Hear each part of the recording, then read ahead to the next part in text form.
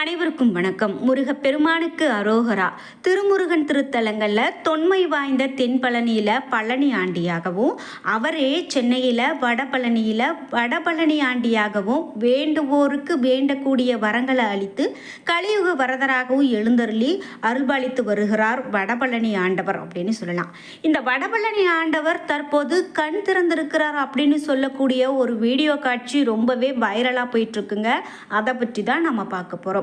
நாம் அடிக்கடி இந்த சோஷியல் மீடியாவில் கண் திறந்திருக்காங்க அந்த கோவிலில் மிகப்பெரும் அதிசயம் நடந்தது அப்படின்னு சொல்லிலாம் நம்ம நிறைய விஷயங்கள் பார்க்குறோம். கடவுள் சிரித்தார் போல ஒரு தோற்றம் இருக்குது அப்படின்னு. அதே போல் வடபழனி ஆண்டவர் கண்களை திறந்திருக்கிறார் அப்படின்னு சொல்லக்கூடிய இந்த நிகழ்வு ரொம்பவே ஆச்சரியத்தை ஏற்படுத்தும் ஒரு வீடியோ காட்சியாக இருக்குது. அது என்ன அப்படிங்கிறத நம்ம பார்த்துடலாம். இந்த வீடியோவை பார்த்துட்டு இருக்கக்கூடிய நீங்கள் முருகப்பெருமானுக்கு அரோகரா, வெற்றிவேல் முருகனுக்கு அரோகரா என்ற வாசகங்களை கமெண்ட் பாக்ஸில் பதிவிட்டுட்டு வீடியோ பற்றிய கருத்துக்களை கமெண்ட் பாக்ஸில் மறக்காமல் பதிவிட்டுருங்க. நீங்கள் வடபழனி கோவிலுக்கு போயிருக்கீங்க அப்படின்னு சொன்னால் உங்களுடைய கருத்துக்களை சொல்லிடுங்க. நீங்கள் இன்னும் உற்சாகம் டிவி சேனலை சப்ஸ்கிரைப் பண்ணாமல் இருந்தால் சப்ஸ்கிரைப் பண்ணிக்கோங்க. கூடவே இருக்க பெல் ஐக்கானை மறக்காமல் கிளிக் பண்ணிடுங்க. வாங்க வீடியோக்குள்ளே போகலாம். உங்கள் வாழ்க்கையில் நிறைய விஷயங்கள் உங்களுக்கு தடைகளை ஏற்படுத்துவதாகவும், நீங்கள் முன்னேற முடியாமல் ஏதோ ஒரு விஷயம் தடுக்குது அப்படின்னு சொல்லி வருத்தப்படுறீங்களா? அதற்கு நம்ம நல்ல ஒரு சரியான பரிகார பலன்களும் வழிபாடுகளும் மேற்கொள்ளும் போது கண்டிப்பாக அதை சரி செய்ய முடியும். இந்த வீடியோக்கு கீழே டிஸ்கிரிப்ஷனில் வராகி அம்மன் ஜோதிட நிலையத்தின் தொலைபேசி எண் கொடுத்துருக்கேன். அந்த எண்ணுக்கு தொடர்பு கொண்டு பேசி பாருங்கள். கண்டிப்பாக உங்கள் வாழ்க்கையில் இருக்கக்கூடிய எல்லா பிரச்சனைகளுக்கும் சரியான தீர்வு கிடைக்கும். அருள்மிகு வடபழனி ஆண்டவர் சென்னை மாநகரனுடைய மையப்பகுதியில் கிழக்கு மேற்கு ஆற்காடு சாலையில் இருந்து 100 அடி தொலைவிலும், தென்புறம் ஆலந்தூர் மற்றும் வடபுறம் நெற்குன்றம் சாலையில் இருந்து 100 அடி தொலைவிலும், கோயம்பேடு பேருந்து நிலையத்தில் இருந்து 3 கிலோமீட்டர் தொலைவிலும் வடபழனியில் அமைந்திருக்கக்கூடிய பிரசித்தி பெற்ற திருக்கோவிலுங்க. சாதாரணமான முருகப்பெருமானுடைய எந்த ஒரு விசேஷம் அப்படின்னு சொன்னாலும் இந்த கோவிலில் ஏராளமான பக்தர்கள் வருவாங்க. அந்த வகையில் தான் தற்போது ஒரு வீடியோ காட்சி ரொம்பவே வைரலாக போயிட்டுருக்கு. அதை பார்க்கலாம். நாம் இப்போ பார்த்துட்டு இருக்கக்கூடிய இந்த வீடியோ காட்சி தாங்க வடபழனி முருகர் கண் திறந்தார் அப்படின்னு சொல்லக்கூடிய ஒரு அதிசயமான வீடியோ காட்சியாக இருக்குங்க. இந்த காட்சியை நீங்களும் பார்த்துருக்கீங்க. இதை பார்த்து என்ன நினைக்கிறீங்க அப்படிங்கிற உங்களுடைய கருத்துக்களை கமெண்ட் பாக்ஸில் பதிவிடுங்க. இன்றைக்கி காலகட்டத்தில் நம்ம இந்த மாதிரி நிறைய வீடியோக்களை பார்க்குறோம். ஆனாலும் என்னவா இருந்தாலும் முருகப்பெருமான் கண் திறந்து பார்ப்பது போன்று காட்சி கொடுக்கக்கூடிய தோற்றம் இது பார்க்கறதுக்கே ரொம்பவே பிரமிப்பை ஏற்படுத்துகிறது அப்படின்னு சொல்லலாம். இது ரொம்பவே மெய்சிலிர்ப்பை ஏற்படுத்தக்கூடிய ஒரு வீடியோ காட்சியாக இருக்குது அப்படின்னு சொல்லலாம். இதனால் பக்தர்கள் பக்தி பரவசத்தில் முருகப்பெருமானை பார்த்து வணங்கக்கூடிய இந்த காட்சி அப்படின்னு பார்த்தீங்கன்னா ரொம்ப விசேஷமாக இருக்குது அப்படின்னு சொல்லலாம். இதை பார்க்கும்போது உங்களுக்கு என்ன தோன்றியது அப்படிங்கிற உங்களுடைய கருத்துக்களை கமெண்ட் பாக்ஸில் சொல்லுங்கள். அதே போல் வீடியோவை பார்க்கும்போதே பழனி ஆண்டவருக்கு அரோகரா, தண்டாயுதபாணிக்கு அரோகரா என்ற வாசகத்தை கமெண்ட் பாக்ஸில் பதிவிட்டுருங்க.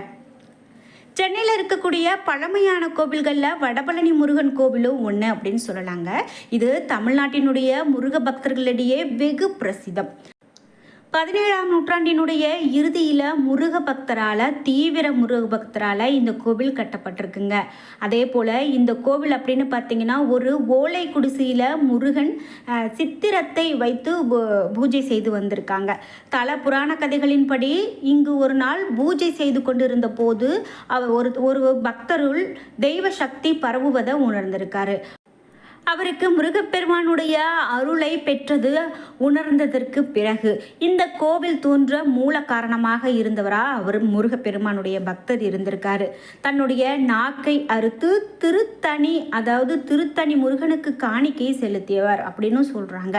குறிப்பிட்டு இவர் தன்னுடைய இருந்த வீட்டை சிறிய கீற்று கொட்டகையாக போட்டு அங்கு குறி சொல்லக்கூடிய மேடை அமைத்து பழனியிலிருந்து வாங்கி வந்த பழனி ஆண்டவர் படத்தை அங்கு வைத்து பூஜை செய்தாராம். இவர் வைத்து பூஜை செய்த பழனி ஆண்டவர் படம் இன்னைக்கும் சன்னதியில் உட்பிரகாரத்தில் வடக்கு மண்டபத்தில் இருக்குது அப்படிங்கிறது ரொம்பவே குறிப்பிடத்தக்க விஷயமா சொல்லப்படுது. குறிப்பிட்டு இங்கு வரக்கூடிய முருக பக்தர்கள் அப்படின்னு பார்த்தீங்கன்னா முக்கியமாக அந்த படத்தை பார்த்தும் வழிபாடு செய்கிறாங்க. முருகப்பெருமானுடைய சிலை பிரதிஷ்டை செய்யப்பட்டிருக்கு. பின்னால் இப்போது இருக்கக்கூடிய கருவறை பகுதி இருக்கக்கூடிய இடத்துல செங்கல் சுண்ணாம்பு கட்டிடம் கட்டப்பட்டிருக்கு. குறி சொல்லி வந்த மேடையை வடபழனி ஆண்டவர் கோவில் என அழைக்க செய்தவரும் இவர்கள்தான். அதே போல் பாக்யலிங்க தம்பிரான் அப்படின்னு சொல்லுவாங்க. அதாவது இப்போ இருக்கக்கூடிய வடபழனி முருகனுடைய கர்ப்ப கிரகமும் முதல் உட்பிரகார திருசுற்று மற்றும் கருங்கல் திருப்பணி ஆகியவற்றை செய்தித்தவர் அப்படின்னு சொல்லுவாங்க. இவரும் வடபழனி கோவிலுக்கு பாவாடம் தரித்தவர் அப்படின்னு சொல்லப்படுது. இவர் காலத்தில்தான் இந்த கோவில் மிகவும் புகழ்பெற்று விளங்க தொடங்கியது அப்படின்னு சொல்கிறாங்க. இந்த மூவரனுடைய சமாதிகளும் வடபழனி ஆண்டவர் கோவிலுக்கு வடமேற்காக ஒரு பரலாங்கு தொலைவில் அமைந்திருக்கு. இப்போ இருக்கக்கூடிய கோவிலினுடைய தென்கிழக்கு பகுதியில் பழைய குறி மேடை இருந்த இடம் இருக்குது அப்படின்னு சொல்கிறாங்க. இந்த 3 சாதுக்களுக்கும் நெற்குன்றம் பாதையில் தனியே திருக்கோவிலும் அமைக்கப்பட்டு பொதுமக்கள் வழிபட ஏதுவாக இன்னைக்கும் தினசரி பூஜை நடந்துக்கிட்டு இருக்குங்க. இந்த கோவிலுக்கு அப்படின்னு பார்த்தீங்கன்னா பிரத்யேகமாக தீர்த்த குளத்தோடு பெரிய வளாகத்தை கொண்டதாகவும் வடபழனி முருகன் கோவில் அமைஞ்சிருக்கும். இந்த வடபழனி முருகன் கோவிலுக்கு எத்தனை பேர் போயிருக்கீங்க அப்படிங்கிற உங்களுடைய கருத்துக்களை மறக்காமல் கமெண்ட் பாக்ஸில் பதிவிடுங்க. இந்த குளத்து நீருக்கு பிணி தீர்க்கும் குளம் அப்படின்னும் ஒரு பேர் சொல்கிறாங்க. கண்டிப்பாக பிணி தீர்க்கக்கூடியதாக இருக்குங்கிறது ஒரு நம்பிக்கை. முகூர்த்த நாட்களில் ஏராளமான திருமணங்கள் இந்த கோவிலில் நடக்கிறத பார்க்க முடியுங்க. வடபழனி செல்ல முடியாதவங்க இங்கே இருக்கக்கூடிய தங்களுடைய நேர்த்தி கடன்களையும் செலுத்தி வழிபாடு செய்கிறாங்க. இந்த தலத்தில் பாத ரட்சகையோடு அதாவது காலணிகளோடு முருகன் அருள்பாலித்து வர்றது ரொம்ப சிறப்பு. இந்த கோவிலினுடைய அமைப்பு அப்படின்னு பார்த்தீங்கன்னா இந்த கோவிலினுடைய தெற்கு கிழக்கு மேற்கு ஆகிய திசைகளில் கோபுரங்கள் கண்டிப்பாக இருக்குது. இதே போல் கோபுரங்களில் சிவன் மற்றும் முருகனுடைய வடிவங்கள் சுதை சிற்பங்களாக கட்டப்பட்டிருக்குங்க. கிழக்கில் ராஜகோபுரமும் 112 அடி உயரம் இருக்கக்கூடியதாக இந்த கோபுரம் அமைக்கப்பட்டிருக்கு. ராஜகோபுரத்தை அடுத்து பலிபீடமும் கொடிமரமும் அமைஞ்சிருக்கும். கருவறை, அர்த்த மண்டபம், மகா மண்டபம், திருசுற்று மண்டபம், வாகன மண்டபம், உற்சவ மண்டபம், கல்யாண மண்டபம் என இந்த கோவிலினுடைய கட்டிட அமைப்புகள் மிக பிரம்மாண்டமாக இருக்குங்க. இந்த கோவிலில் கருவறை சதுர வடிவில் இருக்கும். கருவறையில் முருகன் நின்ற கோலத்தில் காட்சி கொடுப்பார். அர்த்த மண்டபத்தினுடைய இருபுறமும் வாயிற்காவலர்களினுடைய சிற்பங்கள் இருக்கும். நுழைவாயிலின் மேற்புறம் யானை திருமகள் உருவமும் அமைக்கப்பட்டிருக்கும். கருவறை திருச்சுற்றில் விநாயகர், தட்சணாமூர்த்தி, சண்முகர், சண்டிகேஸ்வரர், துர்க்கை, வீரபாகு, வீரபத்திரர், பைரவர், காளி, வையாபுரி பாண்டியன், தேவார மூலவர், மாணிக்க வாசகர் ஆகியோருடைய திரு உருவங்கள் இந்த வழிபாட்டில் அமைஞ்சிருக்கும். மேலும் நடராசர், முருகன், வள்ளி, தேவசேனை, சிவகாமி, விநாயகர் ஆகிய செப்பு திருமணிகள் விழாக்கோலங்களில் உலா படிமங்களாக வழிபாடு செய்யப்படுகிறதுங்க. இந்த திருச்சுற்றுல அங்காரகன் அதாவது செவ்வாய், சண்முகர், மீனாட்சி ஆகிய தெய்வங்களுடைய சிற்றாலயங்கள் வடபக்கத்திலும் அருணகிரிநாதர் மற்றும் அனுமனுடைய திருக்கோவில்கள் கிழக்கு பக்கத்திலும் அமைஞ்சிருக்கும். ராஜகோபுரத்தின் எதிரே திருக்குளம் அமைந்திருக்கும். தலமரமான அத்திமரம் வடகிழக்கு மூலையில் அமைந்திருக்குங்க.